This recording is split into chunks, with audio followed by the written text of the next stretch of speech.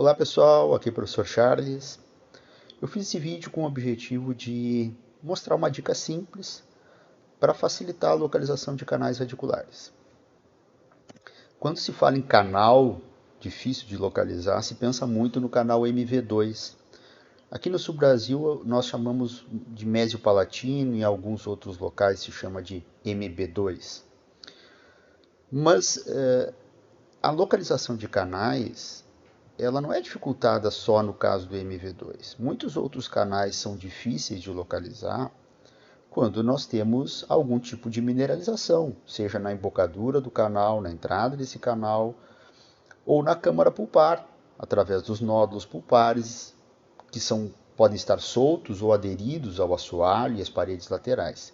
Quanto mais aderidos, obviamente, vai ficar muito mais difícil de fazer um acesso e localizar um canal. Pode ser até um canal palatino, um canal disto vestibular, um canal disto lingual, no molar inferior, o que seja.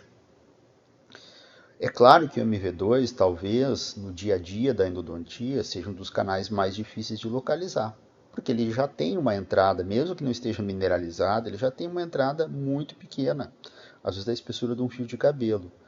Então, na rotina, ele já é um canal difícil. Quando tiver mineralização, mais difícil ainda.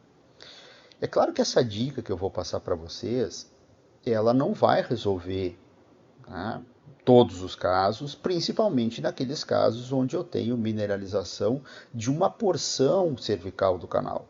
Às vezes 1, 2, 3, 4, 5, 6 milímetros de mineralização. Aí nós vamos ter que usar outros tipos de recurso. Tá? Essa dica vai favorecer naqueles casos do dia a dia, onde eu não tenho acesso a uma tomografia com NIBIM, onde eu não tenho magnificação, um microscópio, uma lupa com uma boa iluminação. Ok? Bom, essas mineralizações então, que nada mais são do que uma resposta do tecido pulpar frente a agressões que ele sofre ao longo da vida, sejam fisiológicas ou patológicas, elas podem se apresentar então na forma de nódulos pulpares ou de mineralizações que estão aderidas ao assoalho e às paredes laterais. Isso pode estar presente tanto nos casos de dentes até mesmo rígidos, tá, quanto naqueles casos de retratamento, onde essa mineralização não foi removida no primeiro tratamento. E com certeza esses casos vão ser os casos mais difíceis, que primeiro eu vou ter que remover o material obturador, como vocês observam nesse caso, abaixo do material obturador aí tinha uma mineralização na região de istmo de molar inferior, e removendo essa mineralização se localizou um outro canal que também não é muito fácil de ser localizado, que é o canal mésio-mesial do molar inferior. Alguns anos atrás, nós estávamos fazendo uma confraternização de uma turma de especialização e conversando, eu acabei perguntando para aquela turma, para aqueles alunos, quanto por cento de primeiro, né, de canal MV2 no primeiro molar superior eles conseguiam localizar. O melhor aluno da turma, que era melhor porque ele já tinha um pouco mais de prática clínica, disse que encontrava em torno de 15 e 20%. Eu, sinceramente, levei um susto, porque 15 a 20% de uma prevalência em torno de 90% no primeiro molar superior, apesar de que o segundo molar superior também tem em torno de 40, 50% de MV2, é muita diferença. São aí 70%.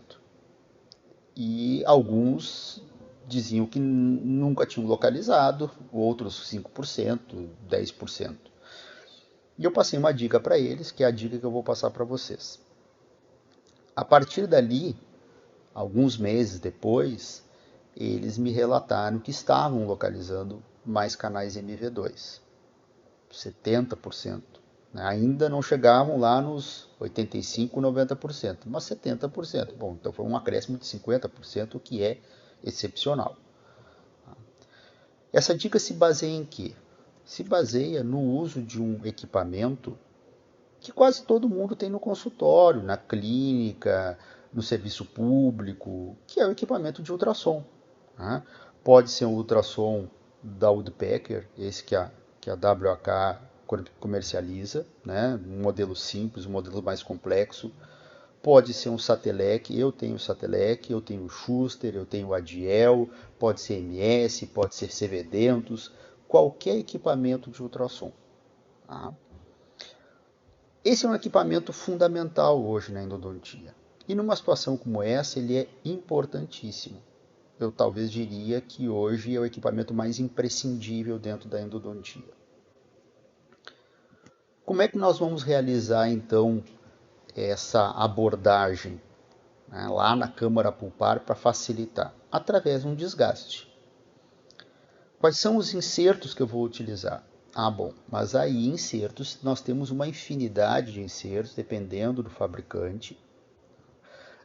Indicação para determinadas fases da terapia endodôntica, então um inserto para o acesso coronário, outro para limpeza de ístio, outro para ativação da solução irrigadora, outro para desobturação. Nessa dica, nós não vamos nos preocupar com insertos diferenciados. Nós vamos utilizar insertos que normalmente, quando se faz a aquisição de um equipamento de ultrassom, ele vem junto. Né? Às vezes até vem algum inserto de endodontia, mas com certeza os insertos de periodontia vêm junto do equipamento quando nós realizamos a sua compra. Tá, professor, mas isso é inserto de periodontia, não é de endodontia. Com certeza. Por que eu dou o exemplo desse inserto? Porque todo mundo tem esse inserto. O inserto diferenciado de endodontia são poucos que fazem aquisição. Ok? Então, no serviço público, onde tem ultrassom, ou numa clínica lá que eu vou atender de um colega, né, no consultório de um colega, dificilmente não vai ter esse inserto de periodontia. Como é que eu vou fazer esse desgaste? Esse desgaste, ele poderia ser feito com uma ponta diamantada, com uma carbide, uma haste longa, uma 1012HL, uma 1014. Eu posso fazer esse desgaste da mineralização assim? Posso, com todos os riscos inerentes ao uso desse instrumento. Por quê? Porque a ponta diamantada ou a broca, ela não vai fazer um desgaste seletivo, ela vai desgastar onde eu fizer pressão, com todos os riscos de desvio e de perfurações. É assim que muitas delas acontecem. O uso do ultrassom, ele vai fazer um desgaste seletivo, ele vai desgastar aquela mineralização, aquela dentina secundária, terciária, reacional e não a dentina primária. Faz milagre? Como eu digo, não faz milagre, mas é muito mais seguro. É um desgaste mais lento, com certeza, um desgaste mais lento, mas muito mais seguro. Eu uso uma refrigeração, uma irrigação associada? Sim, eu devo usar. Por quê? Porque o uso do ultrassom gera calor. Se esse calor passar da dentina para o periodonto, nós podemos ter o risco, inclusive em casos extremos, de gerar uma reabsorção externa inflamatória. Então eu vou sempre usar. Quanto tempo eu vou usar? No máximo 2, 3 minutos contínuos. Eu preciso fazer força? Não. Eu vou pegar essa ponta, de preferência uma ponta de periodontia mais romba, mais arredondada, não tão aguda, tá? De preferência, se não tiver, qualquer ponta serve. Depois que eu fizer o acesso coronário, fizer a minha abertura, remover o teto, tudo, eu vou, antes de localizar esses canais, eu vou pegar esse inserto de ultrassom de periodontia, colocar no meu equipamento, vou acionar com irrigação e vou fazer a passagem desse inserto no assoalho, nas paredes laterais, por 1, 2, 3 minutos, com muita irrigação. Ok? Bom, o que esse processo vai fazer? Ele vai remover determinadas mineralizações que estão ali presentes e vai facilitar a localização de qualquer tipo de canal. Como eu falei lá no início, não adianta querer fazer esse método simples para remover mineralizações mais intensas, mais profundas. Mas para a rotina ele vai servir, e vai servir muito bem.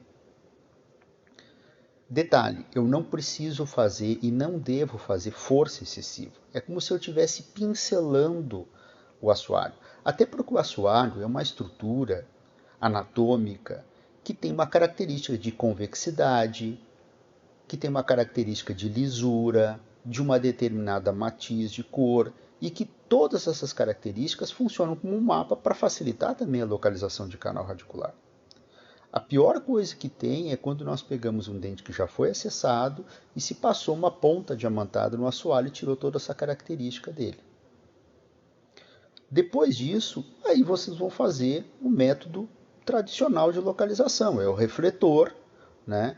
Limas de pequeno calibre, um explorador longo, sonda de Heim, e vão proceder à tentativa de localização da mesma forma que sempre fizeram. Tá certo?